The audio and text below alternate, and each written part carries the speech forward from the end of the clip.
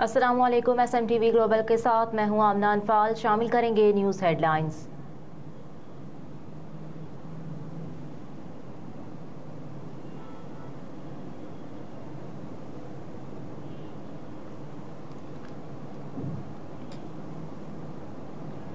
New York chamber of small business की जानिब से अमर जालिब एडुकेट सदर हबीब जालिब मेमोरियल फाउंडेशन को एजाज़ी रुकनियत से नवाजा गया। सैयद अलमदार हुसैन शाह बानी New York chamber of small business incorporation और अमर जालिब एडुकेट सदर हबीब जालिब मेमोरियल फाउंडेशन ने यौम दिफा पाकिस्तान के हवाले से गुफ्तगू करते हुए पाकिस्तान के तमाम शहदा और उनके लवाहिकीन की वतन अजीज के लिए लाजवाल कुर्बानियों पर भरपूर खराज तहसीन पेश किया। अमर जालिब एडुकेट ने सैयद अलमदार हुसैन शाह साहब को और New York chamber of small business incorporation का बैनुल मज़ाहिब और अमन के लिए जिद्दोजहद पर एजाज़ी रुकनियत से नवाजने और हौसला अफजाई पर शुक्रिया अदा किया। जावेद तबस्सुम ने मेज़बानी के फ़राइज़ सर अंजाम देते हुए अमर जालिब एडुकेट को मुबारकबाद पेश की। सैयदा नाजिया और डॉक्टर इरम शाद ने भी तकरीब में खुसूसी शिरकत की। US से रिपोर्ट नुमाइंदा खुसूसी SMTV ग्लोबल।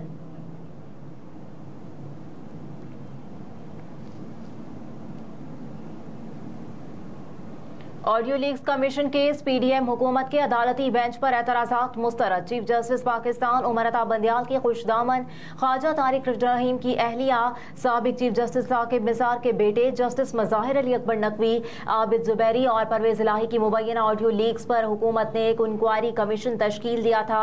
हुकूमत ने 9 मुबैना ऑडियो लीक्स की तहकीकात के लिए जस्टिस काजी फाइज ईसा की सरबराही में ये इंक्वायरी कमीशन तश्कील दिया, जिसमें इस्लामाबाद और बलोचिस्तान हाई कोर्ट के चीफ जस्टिस शामिल थे। तहम आबिद जुबैरी ने इस कमीशन को चैलेंज किया था, जिस पर अदालत ने चीफ जस्टिस की सरबराही में 5 रुकनी बेंच तश्कील दिया था। इस बेंच में chief justice Umar Ata Bandial, justice Ijazul Ahsan, justice Munib Akhtar, justice Hasan Azhar और जस्टिस शाहिद वहीद शामिल थे।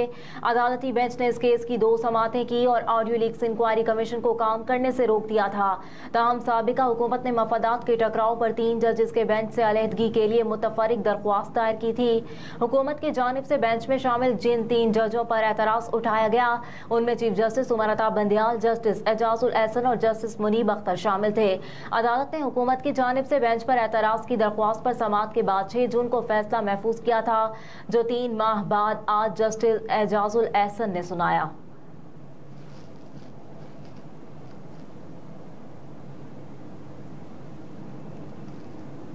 वज़ीर आज़म ने SIFC का इजलास तलब कर लिया। सरमायाकारी से मुतालिक अहम फैसले मुतवक्के।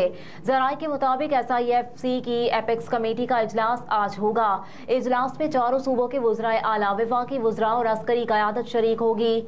ज़राए का बताना है कि SIFC की एपेक्स कमेटी के इजलास में सरमायाकारी से मुतालिक उमूर पर गौर होगा। SIFC हुकाम इजलास में ताजरों और दीगर स्टेक होल्डर से मुलाकातों पर आगाह करेंगे। ज़राए का कहना है कि SIFC की एपेक्स कमेटी के इजलास में सरमायाकारी समेत अहम उमूर पर फैसले होंगे।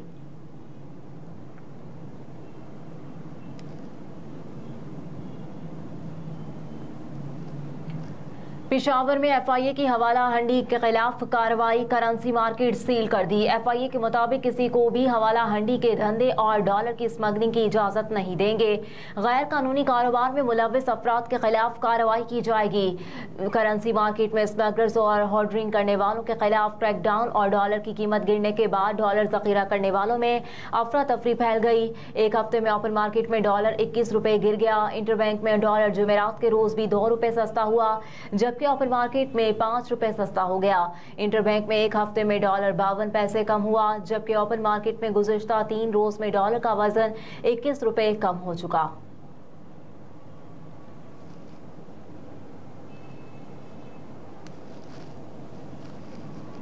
कोयटा में चीनी जखीरा नोजों के खिलाफ कार्रवाई के बाद कीमतों में कमी आना शुरू। कमिश्नर कोयटा का कहना है कि चीनी के जखीरा नोजों के खिलाफ कार्रवाइयां जारी रहेंगी। अब तक जो चीनी जब्त की गई है वो जुमे को सरकारी निर्ख पर फरोख्त की जाएगी। हफ्ते कोयटा में गैर कानूनी जखीरा नोजी और स्मगलिंग के बायस चीनी की कीमतों में इजाफा हो गया था और फी किलो कीमत 220 रुपए तक जा पहुंची थी, जबकि चीनी की कीमतों में इजाफे के मामले पर चमन कोयटा से भी आगे निकल गया था, जहां फी किलो चीनी 230 रुपए में फरोख्त की जा रही थी।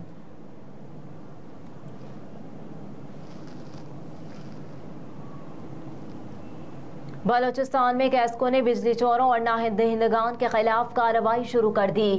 कैस्को चीफ अब्दुल करीम जमाली ने बताया कि नोशकी, पशीन, खानजई और लोरालई में 67 बिजली चोरों के कनेक्शंस मुनक़ता और बरकी आलात जब्त कर लिए गए, जबकि बिजली चोरों के खिलाफ FIR के अंदराज के लिए दरख्वास्तें मुतालिका थानों में जमा करवा दी गई हैं। कैस्को चीफ के मुताबिक उस दार में 50 नादहिंदगान के कनेक्शंस मुनक़ता कर दिए गए।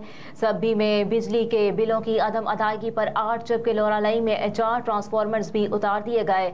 अब्दुल करीम जमाली ने बताया कि कोयटा में तकरीबन 2 करोड़ 30 लाख की नादहिंदा सीमेंट फैक्ट्री और 44 लाख रुपए की नादहिंदा एक आइस फैक्ट्री के कनेक्शंस भी बिलों की अदम अदायगी पर मुनक़ता कर दिए गए।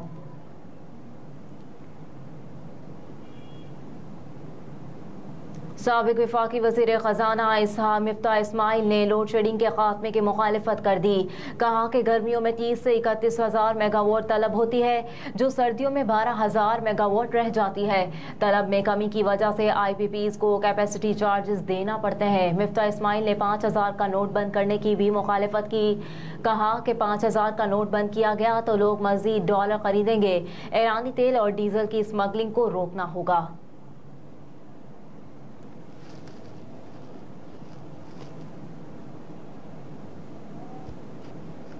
कराची में पानी चोरों के खिलाफ कार्रवाई का फैसला। तहकीकाती इदारों ने तफसीलात तलब कर ली। कराची में 171 गैर कानूनी हाइड्रेंट्स थे, जिनमें से 50 के खिलाफ मेयर कराची मुर्तज़ा वहाब की हिदायत पर कार्रवाई की गई और 3 दर्जन से जायद FIRs भी दर्ज कर ली गई। ज़राए के मुताबिक कार्रवाई के बावजूद आए रोज कराची के मज़ाफ़ात में हाइड्रेंट खुल जाते हैं, जबकि कई ऐसे हैं जहाँ गैर कानूनी कनेक्शन लेकर पानी फरोख्त किया जा रहा है। इसके लिए घर और ओपन प्लाट भी इस्तेमाल होते हैं। ज़राए के मुताबिक तहकीकाती इदारों ने कराची में पानी चोरों के खिलाफ भरपूर कार्रवाई का फैसला करते हुए कराची वाटर कॉरपोरेशन से तफसीलात तलब कर ली।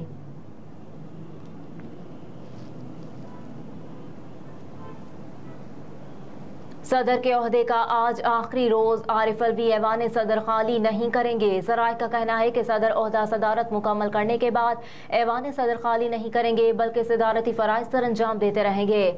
सदर ने गुज़िश्ता हफ्ते बाद अहम मुशावरती मीटिंग्स के बाद नए सदर के इंतखाब तक फ़राइज़ अदा करने पर रजामंदी जाहिर की थी, जबकि सदर लाहौर का दौरा मुकम्मल करके इस्लामाबाद वापस पहुँच गए। इस्लामाबाद वापसी से कबल उन्होंने दाता दरबार पर हाज़िरी दी और खुसूसी दुआएं भी की।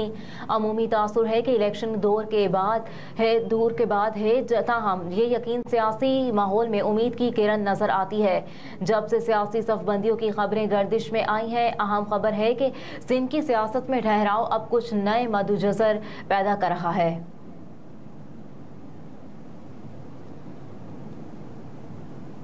और तर्जुमान दफ्तर खारजा ने कहा है कि अफगानिस्तान में जदीद हथियार दहशतगर्दों के हाथ लग गए और इन हथियारों से पाकिस्तान और इसके सिक्योरिटी इदारे पर हमले किए जा रहे हैं। इस्लामाबाद में हफ्तावार ब्रीफिंग के दौरान तर्जुमान दफ्तर खारजा मुमताज़ ज़हरा बलोच ने कहा कि पाकिस्तान को अफगानिस्तान में दस्तयाब जदीद हथियारों पर तशवीश है। अफगानिस्तान में ये जदीद हथियार दहशतगर्दों के हाथ लग गए हैं और इन हथियारों से पाकिस्तान और इसके सिक्योरिटी इदारों पर हमले किए जा रहे हैं। तर्जुमान ने कहा कि हम यकीन रखते हैं कि पाकिस्तान और अफगानिस्तान के दरमियान सरहद अमन की सरहद होनी चाहिए। अगर पाकिस्तान की तरफ से सरहद बंद की गई तो इसकी वजह सिक्योरिटी के संगीन सूरत हाल है। हम अफगान हुकूमत से इस मुतालिक मुज़ाकरात कर रहे हैं। चित्राल हमले पर तर्जुमान दफ्तर खारजा ने कहा कि चित्राल की सूरत हाल पर अफगान हुकाम से अपनी तशवीश का इजहार किया। इस सूरत हाल पर होम डिपार्टमेंट और मुतालिका इदारे तफसील दे सकते हैं। पाक रूस ताल्लुकात पर तर्जुमान ने कहा कि पाकिस्तान और रूस के दरमियान अहम ताल्लुकात हैं। दोनों ममालिक के दरमियान मुतादिद वफूद का तबादला भी हुआ। तर्जुमान दफ्तर खारजा ने कहा कि भारतीय क़यादत पाकिस्तान के बारे में तबसरों की बजाय अपने चैलेंजेस पर तवज्जो दे। हेडलाइंस आपने जानी, फिल वक्त इतना ही। आप देखते रहिए SMTV ग्लोबल।